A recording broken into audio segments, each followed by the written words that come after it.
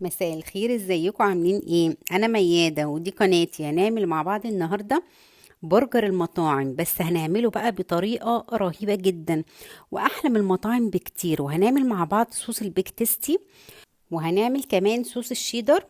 هنعمله بطريقة حلوة جدا. بس يا ريت قبل ما نبدأ نعمل لايك وشير وسبسكرايب للقناة علشان يوصل لكم كل جديد. في البداية هنا معايا كيلو الا ربع من اللحمة المفرومة، تكون نسبة الدهن فيها حوالي 20%. أنا عايزاها ملبسة كده يكون فيها نسبة دهون. هنزل عليها بمعلقة كبيرة من المستردة ومعلقة كبيرة من الكاتشب. ومعايا هنا خلطة البرجر، بتكون جاهزة كده، بس يا ريت ما نستغناش عنها لأنها بتدي طعم حلو قوي للبرجر.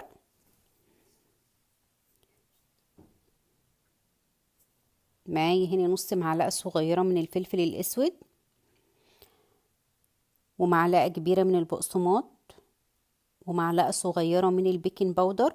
هقلب كل الخليط ده كويس قوي مع بعض. انا عايزة اللحمة تتجانس مع كل الخليط ده، يعني اعجنها كويس قوي لعندي ما تكون معانا بالشكل ده. هجيب هنا بقى مكبس البرجر، ولو ما عندكيش مفيش مشكلة نهائي، تقدري تستخدمي اي غطا وتقدري تستعمليها عادي عشوائي كده بايدك، مفيش مشكلة. هبدأ بقى اكورها واجيب كيس كده بالشكل دوت واحطه عليها علشان يبقى سهل بعد كده لما اجي اخرجه. اضغط بقى عليها كويس، هكبسها بالشكل ده.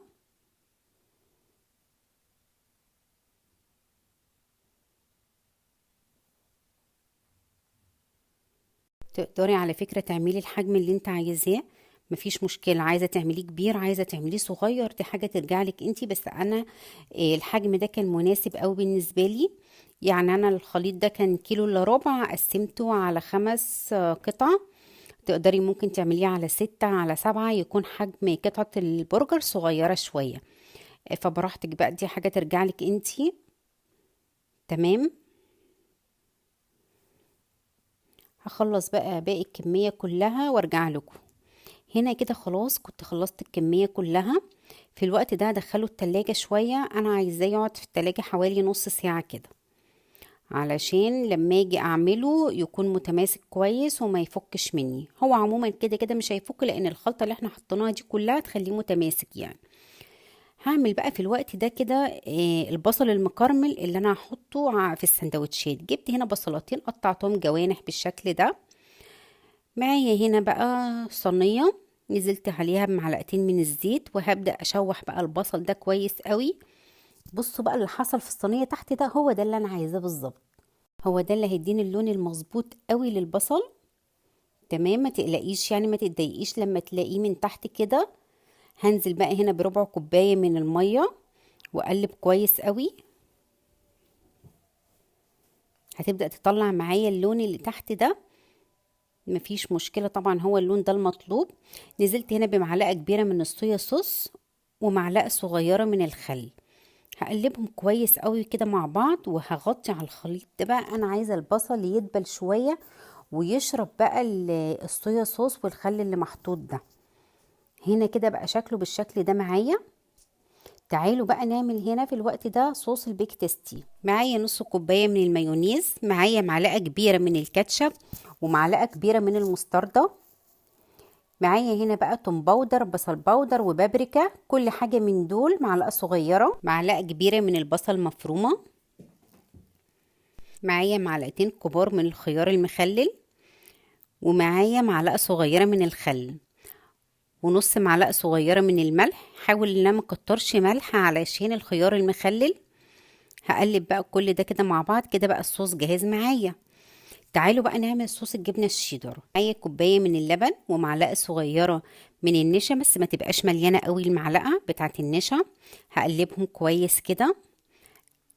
اول ما تبدأ تغلي هنزل بكوباية من الجبنة الشيدر. لاحظوا بقى في حاجة تحصل معايا في المرحلة دي. هنا بقى يا جماعة اتضح ان نوع الشيدر دوت ما بيسحش. انا كان ممكن اشيل المقطع دوت واجيبه لكم على طول مضروب، بس انا طبعا مرضتش ان انا اعمل حاجة زي كده. بصوا بقى، انا خدت الخليط كله ضربته كله في الخلاط وبقى بالشكل ده كده قدامكم. تمام. يبقى لما تلاقي الجبن معاكي مش سايحة، خدي الخليط زي ما هو كده واضربيه في الخلاط، هيبدأ يسيح معاكي ويتضرب معاكي كويس. هنا كده بقى جبته على النار تاني بعد ما ضربته في الخلاط، بقى معايا بالشكل ده زي ما انتوا شايفين كده. تمام. هنزل عليه بمكعب من الزبدة واقلبه كويس لعند ما الزبدة تدوب. هنا كده خلاص الصوص خلص معايا وبقى بالشكل ده. تعالوا بقى نشوف هنعمل ايه. جبت هنا الجريل وحطيت فيها معلقتين من الزيت. هبدأ احمص العيش. اول ما يبدأ يتحمص معايا بالشكل ده هشيله. هنا يعتبر كده انا خلصت الكمية كلها، بس ما حبيتش اطول طبعا عليكم الفيديو. في نفس الجريل حطيت كمان معلقتين من الزيت، وجبت شرايح من الطماطم قطعتها بالشكل ده، شويتها كده بالشكل ده، وهبدأ بقى اشيلها. هاخد بقى الجريل بقى اغسلها واحط كمان معلقتين من الزيت، وابدأ انزل بقى في الوقت ده بالبرجر اشويه بقى. اضغط عليه كده كويس علشان احاول ان انا افرده ما يضمش كله على بعضه، لان طبعا اللحمة صافي فاكيد يعني هتكش مننا شوية. اول ما يبدأ يتحمر اقلبه على الناحية التانية. هبدأ اقلبه كمان على الناحية التانية. هما بياخدش وقت في التسوية خالص، مجرد بس ما بنحطه ونقلبه كده مرتين تلاتة بيكون استوى. هنا كده خلاص يعتبر استوى معايا وبقى بالشكل ده. انا برضو مش عايزة اسيبه وقت طويل عشان ما ينشفش، انا عايزاه يكون جوسي كده من جوه. تعالوا بقى نبدأ هنا نحضر مع بعض السندوتش. جبت بقى العيش حطيت فيه بيك تيستي من تحت، وحطيت بقى الخس، وجبت بقى الطماطم اللي احنا شويناها. هبدأ بقى اجيب قطعة البرجر، وجبت البصل المكرمل، وهنزل بقى بصوص الجبنة. ترتيب السندوتش ده براحتك انتي. هنزل بقى بشرايح رومي المدخن براحتك، عايزة تحطي اي نوع لانشون انتي عايزاه حطيه، دي حاجة ترجع لك انتي. هنا كده خلاص السندوتش بقى جاهز معايا بالشكل ده.